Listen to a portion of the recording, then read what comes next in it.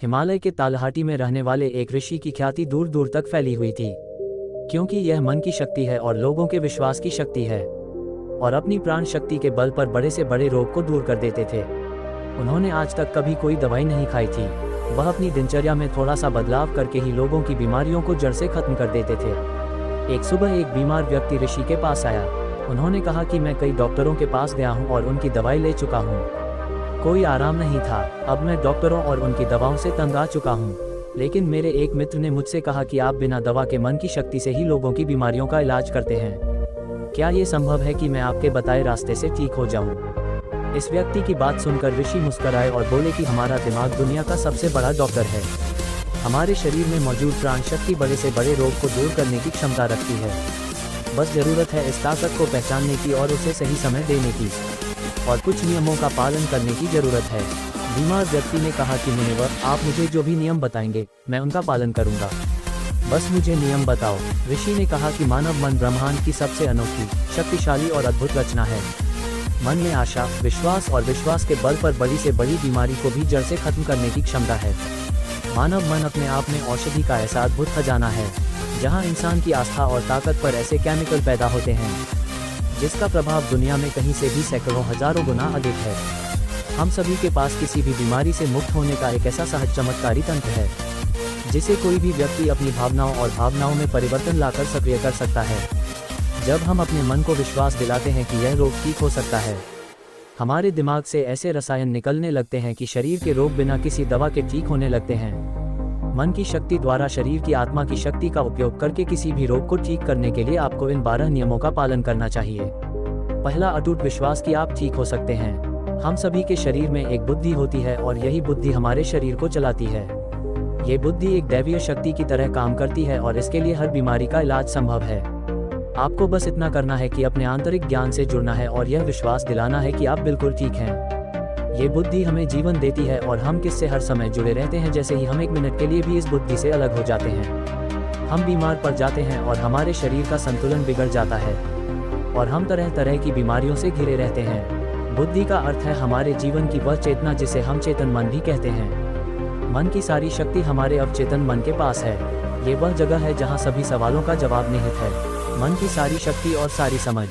यदि आप अवचेतन मन की शक्ति का उपयोग करना सीखते हैं और इसे अपनी गति से चलाते हैं, तब आप न केवल अपनी बीमारी को ठीक कर सकते हैं, बल्कि अपनी अच्छाई का भी लाभ उठा सकते हैं और अपना जीवन पूरी तरह से जिएं। जिन लोगों ने अपने अवचेतन मन, आस्था और विश्वास की शक्ति से अपनी बीमारियों को ठीक किया है, उन्हें सबसे बड़ी सत्ता की शक्ति में पूर्ण विश्वास था। उनका मानना था कि जो मुझे बीमार कर रहा है, उससे बड़ी ताकत का हाथ मेरे सिर पर है। वह मुझसे जुड़ी हुई है और वही धारा मुझ में भी प्रवाहित हो रही है। वह मुझे ठीक कर रहा है। जब भी आपका किसी शक्ति पर अटूट विश्वास होता है और उसके प्रति सकारात्मक दृष्टिकोण होता है, तो आप हमारे मन के डिस्पेंसरी को सक्रिय कर देते हैं। रोग को ठीक करने के लिए जिस भी रसायन की आवश्यकता होती है, हमारे अवचेतन मन में उस रसायन को बनाने की शक्ति होती है, और इन रसायनों को इस तरह से बनाया जाता है कि ये हमारे पितृ तंत्र को मजबूत करते हैं, रोगों से लड़ने की हमारी क्षमता को मजबूत करता है, जीवन शक्ति को पुष्ट करता है। यदि आप बीमारी से ठीक होना चाहते हैं, तो आपको और अधिक गहराई से विश्वास करना होगा कि आप ठीक हो सकते हैं। आपको यह मानना होगा कि जो शक्ति आपको कमजोर बना सकती है, वह आपके अंदर की शक्ति से कम है, जिससे आप जो चाहें कर सकते हैं। चंगा करने की शक्ति उससे अधिक है जो चंगा कर सकती है। दूसरा, मन को शांत रखना शुरू करना है। 99% रोग क्रोध या भय के कारण होते हैं, और क्रोध भी भय से उत्पन्न होता है। आपको ये समझना होगा कि हमारी परेशानियों का कारण तनाव और नकारात्मक विचार हैं। लगातार तनाव शरीर में असंतुलन पैदा करता है और शरीर के इस असंतुलन से कई बीमारियां हो सकती हैं।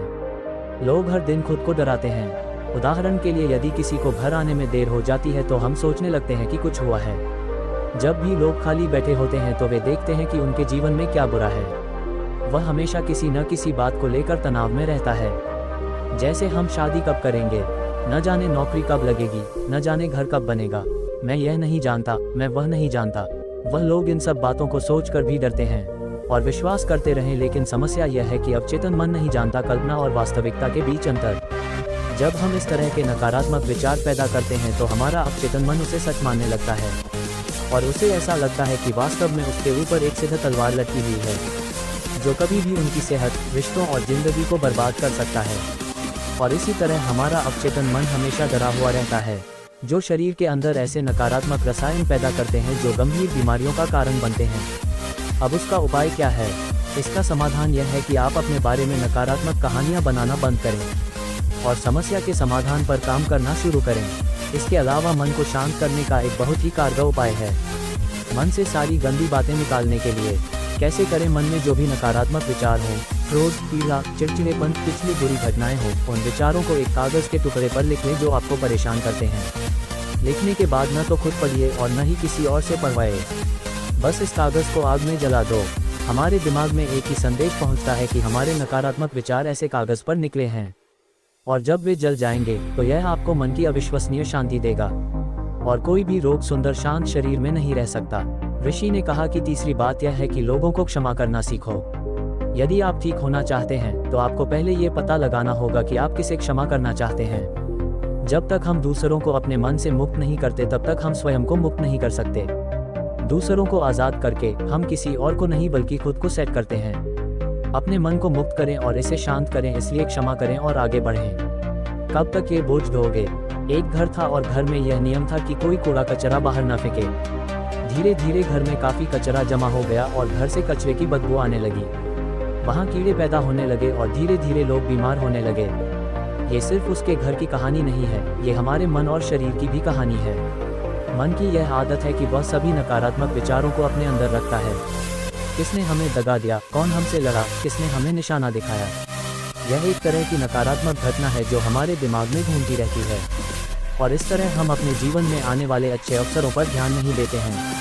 इसी नेगेटिव तार की वजह से हम रोजलिन में हमेशा तनाव में घुटते रहते हैं और 90 से 95% लोग ऐसी स्थिति में जीवन जीते हैं। हम अपने घर में पुराना कूड़ा एक दिन के लिए भी नहीं रखते क्योंकि दूसरे दिन से उसमें से बदबू आने लगती है। लेकिन लोग बहुत पुरानी बातों के लिए अपने मन में गुस्सा और ईर्ष्या रखते हैं और फिर कहते हैं कि हमारी बीमारी ठीक नहीं हो रही है।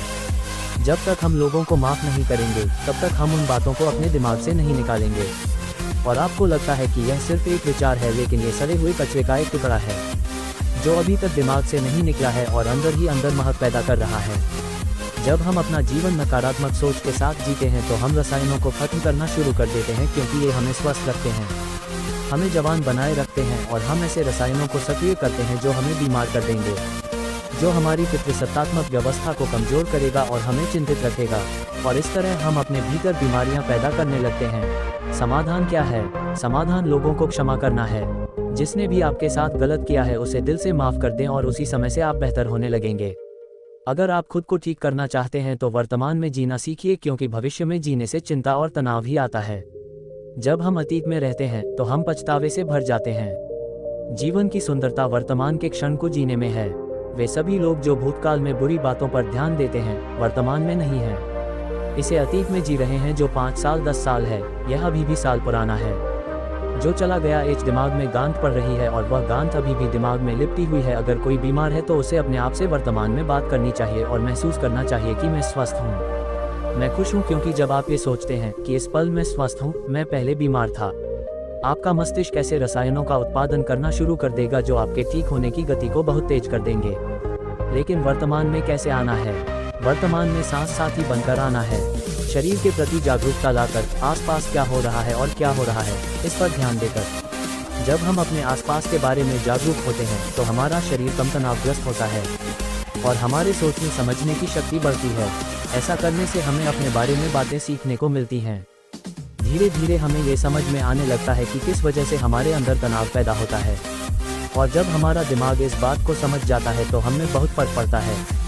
हम नकारात्मक सोचना बंद कर देते हैं और हमें हर काम में सफलता मिलने लगती है, क्योंकि हमारा दिमाग कल्पना और वास्तविकता के बीच के अंतर को नहीं समझता है। इसलिए यदि आप एक स्वस्थ व्यक्ति की कल्पना करते हैं तो आपका मन आपको ठीक करना शुरू कर देगा। साल बीत जाता है लेकिन लोग कभी अपने बारे में खुद से बात नहीं करते। उन्हें ये भी नहीं पता कि उनका पसंदीदा खाना क्या है और उन्हें क्या पसंद है। वह खुद के साथ समय बिताना भूल जाते हैं। अगर आप अच्छा रहना चाहते हैं तो आपको खुद से प्यार करना होगा। आपको अपनी कीमत पता होनी चाहिए। जिम्मेदारी की भागदौड़ में कई महिलाएं और पुरुष खुद को खो देते हैं। जिस दिन आपने खुद को पाया उसी दिन सारी गलत चीजें आपके दिमाग और शरीर को छोड़कर भागने लगी। जिस दिन आप खुद को खोज लेंगे आपको अपनी कीमत का एहसास होने लगेगा। और जिस इंसान में आप खुद की कीमत समझते हैं, इसका मतलब सिर्फ इतना है कि आप खुद से प्यार करते हैं। छठा नियम है सकारात्मक सोचो। हर दिन की शुरुआत इस सवाल से करें कि मैं अपना सबसे बड़ा रोल मॉडल कैसे बन सकता हूँ। आप में से ज़्यादातर लोग सुबह उठने के बाद ही अपनी समस्याओं के बारे में सोचते हैं, और ज़्यादातर मुसीबतें उनके अतीत की यादें हैं। जैसे ही वह अपनी समस्याओं के बारे में सोचता है, वह अपने अतीत के बारे में सोचने लगता है। हर समस्या के साथ एक भावना जुड़ी होती है और लोग बीती बातों के बारे में सोचकर परेशान हो जाते हैं और अपने को योग्य नहीं पाते। हमें अगले 7 दिनों तक सुबह उठकर सकारात्मक विचारों के साथ अपने दिन की शुरुआत करनी है। आज जब मैं सुबह उठता हूं तो मैं अपना सर्वश्रेष्ठ संस्करण कैसे बन सकता हूं? आप तय करें कि आज का दिन मैं खुशी के साथ जीऊंगा। आपको प्रत्येक दिन की शुरुआत सकारात्मक और उत्साहित विचारों के साथ करनी चाहिए। हमारी शारीरिक स्थिति का सीधा संबंध हमारी मानसिक स्थिति से होता है। जब हम अपने दिन की शुरुआत बेहतरीन मानसिक स्थिति के साथ करते हैं तो ये हमारे शरीर के